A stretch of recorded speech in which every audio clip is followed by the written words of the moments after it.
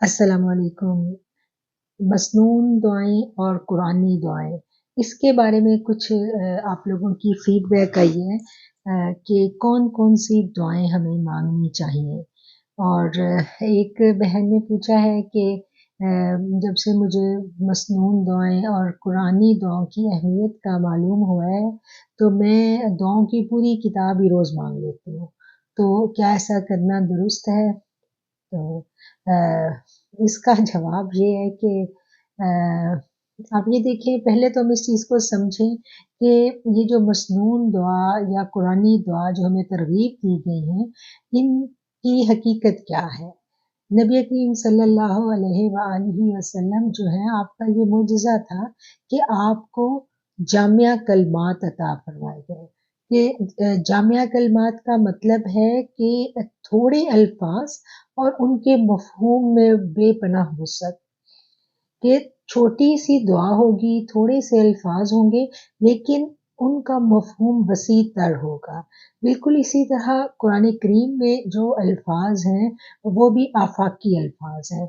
उनमें अल्लाह की नूरानियत, अल्लाह की तजल्लियात हैं। और वो जो मुख्तलिफ़ किस्म की जो दुआएँ हैं, आयात से अख़्ज़ की गई, जिनको कुरानी दुआएँ कहा जाता है, उनकी भी बेपनाह फ़ज़ीलत है। अब ये जो बहन ने बात की कि मैं कुरानी दुआएँ और मसनून दुआएँ सारी रोज़ पढ़ लेती हूँ, तो दुआ को माँगा जाता है, दुआ को पढ़ा नहीं जाता। पहले आप इस चीज़ को समझ लें कि जब भी कोई दुआ आपने अल्लाह से हमने माँगनी है, तो उसको इन अल्फाज को, जो अरबी के अल्फाज हैं, इनको मानी और मफ़हूम के साथ हमने अज़बर करना है। अपने दिल की गहराइयों में इन अल्फाज को उतारना है।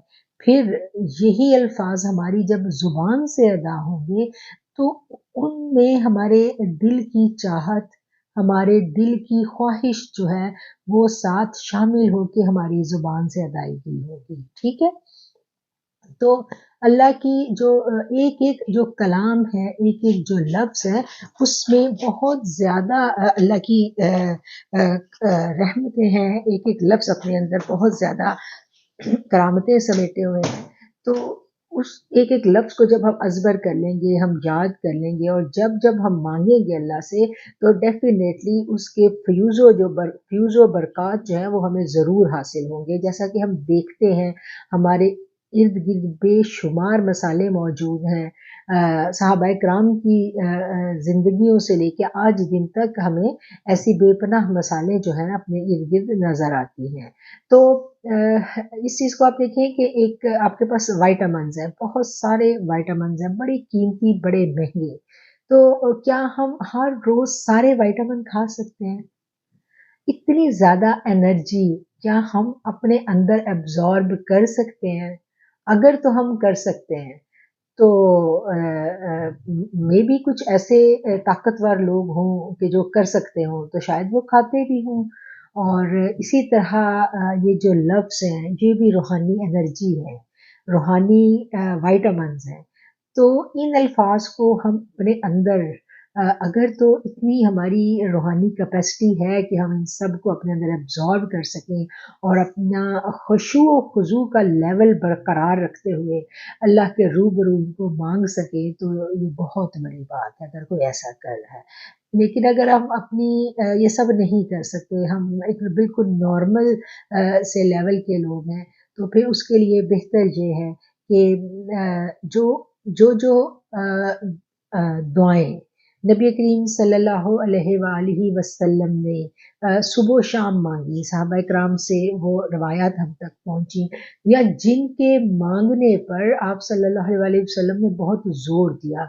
जैसे हम देखते हैं कि आपने जो जहन्नुम का अज़ाब, कब्र का अज़ाब, उसके अलावा दज्जाल का फ़ितना, इन चीज़ों से नबी करीम सल्लल्लाहु अलैहि वसल्लम ने पनाह माँगने का जो है वो बाकायदा हुक्म दिया और कहा गया, और ये भी कहा गया कि इनको हम तशहुद की दुआओं में मांगें। तो जिनके ऊपर एम्फसाइज किया गया और जो हमें अहादीस से मिलता है कि आप डेली मांगा करते थे, तो उनको तो हम सुबह शाम की दुआओं में शामिल करें। फिर जैसे शैतान से पनाह मांगनी, अपने शरीर जिन्नात जो हैं उनसे पनाह मांगनी, इस तरह की जो चीज़ें हम देखते हैं कि डेली लाइफ में जिनकी हमें ज़रूरत है, हमें हर वक्त अल्लाह की पनाह चाहिए अपने इर्द गिर्द के फितरों से, हादसात से।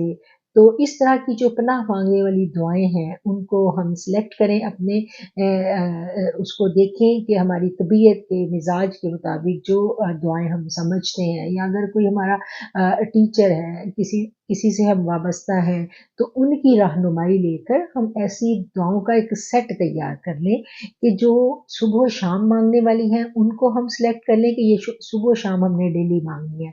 जो हर नमाज के बाद मांगनी है उनको हम सिलेक्ट कर लें, तो उनको हम हर नमाज के बाद मांगें। इसके लिए बहुत अच्छी बात होती है कि आप अगर किसी के साथ वाबस्ता हैं, तो जो जिसको आप अपना उस्ताद मानते हैं, अपना बड़ा मानते हैं, उससे आप मशवरा करके तो अपना एक सिलेबस खुद से उनकी रहनुमाई में सेट कर लें। क्योंकि जो आपका उस्ताद होता है वो इस चीज़ को समझता है कि किन चीज़ों की आपको ख़ास तौर पर ज़रूरत है। जैसे कुछ लोग होते हैं, उनमें सुस्ती और काहली का तबीयत में बहुत ज़्यादा ग़लबा होता है, तो आपका टीचर आपको डेफ़िनेटली ऐसी दुआ बताएगा, ऐसी मसनून दुआ बताएगा कि आप सुबह-शाम ये ज़रूर शामिल करें, क्योंकि वो देख रहा है कि आप में सुस्ती और काहली बहुत ज़्यादा है। कुछ लोग हैं जिनको रोज़ी रिज़्क के मामलात हैं, तो वो आपको उसके लिए गाइड करेगा।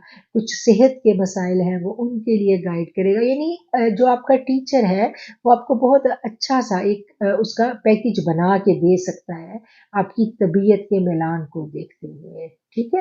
तो इस चीज़ को हम देखें, इस चीज़ को हम समझ लें, और हम अपने चैनल पर भी वक्तन-फ़वक्तन इस तरह की ऑडियोज़ अपलोड करते रहेंगे, जिनमें हम इस चीज़ को बयान करेंगे, कि बताएँगे कि अगर आपके मिज़ाज में ये चीज़ें मौजूद हैं, तो आपको ये वाली दुआएँ जो हैं वो माँगनी चाहिए, इन दुआओं को याद कर लेना चाहिए और अपनी आदत बना लेनी चाहिए। जैसे कुछ इंसान में कुछ ऐसे मसाइल में घिरा होता है, उनसे उसको छुटकारा पाना है, अपनी सेहत के मसाइल हैं, अपने हालात से कोई परेशान है, रोज़गार के मसाइल हैं, घरेलू झगड़ों के मसाइल हैं, मियाँ-बीवी के मसाइल हैं। तो जिस तरह के आप मसाइल में घिरे हुए हैं, तो उसी तरह की जो उसी सब्जेक्ट की दुआएँ हैं, उनको आप सिलेक्ट करके तो उनको याद करें, मानी के साथ उनको समझें, फिर उनको अपनी रूटीन में शामिल करें। तो इंशाल्लाह हम दुआओं के सिलसिले की भी छोटी-छोटी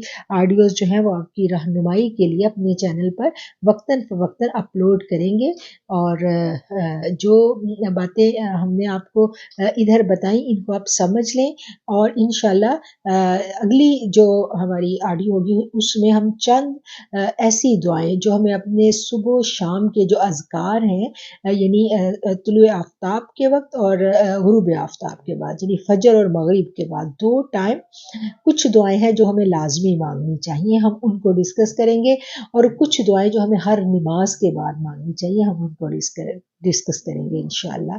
व आखिरु दावाना अनिल हम्दुलिल्लाहि रब्बिल आलमीन। अस्सलामु अलैकुम।